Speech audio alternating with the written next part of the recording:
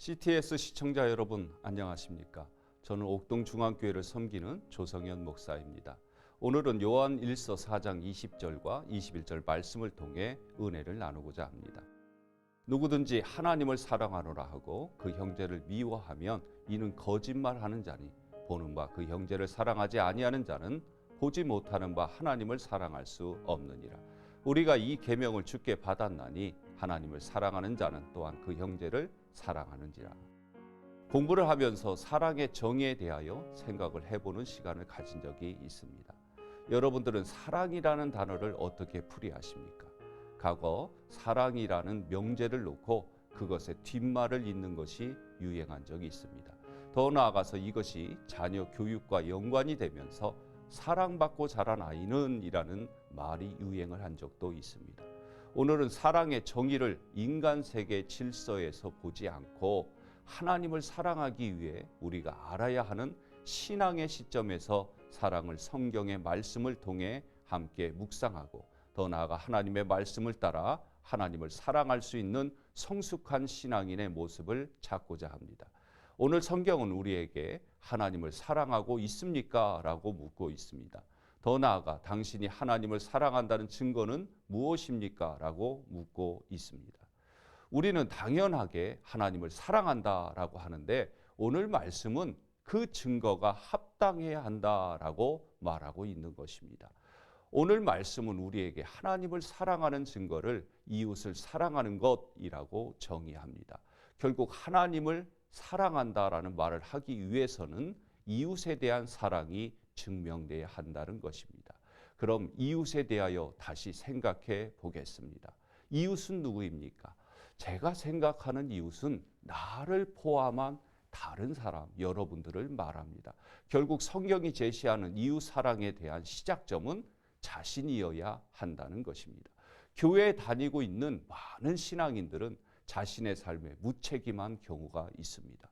더 나아가 교회 안의 우울증 문제는 이제 손쉽게 경험하는 문제가 되고 있습니다. 이러한 이유는 무엇 때문입니까? 그 이유는 바로 하나님에 대한 사랑을 잘못 알았기 때문입니다. 교회만 다니면 헌금을 많이 하면 하나님을 사랑하는 것으로 잘못 알고 있다는 것입니다.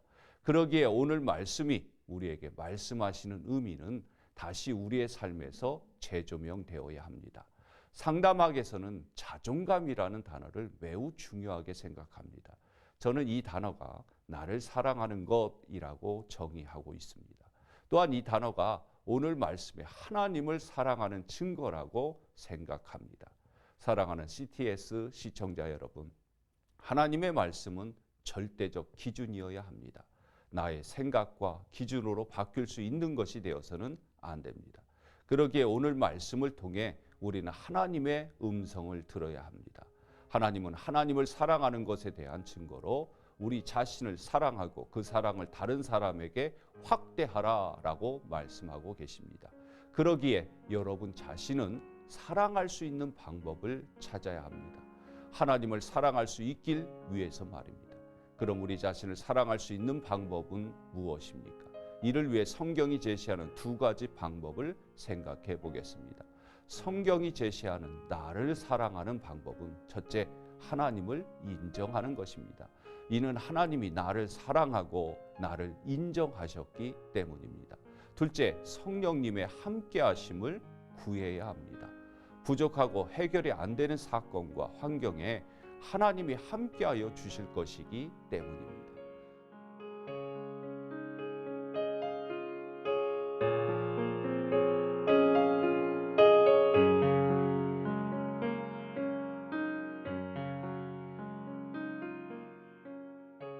하나님을 사랑할 수 있기 위하여 신앙인은 다시 근본을 바라보아야 합니다.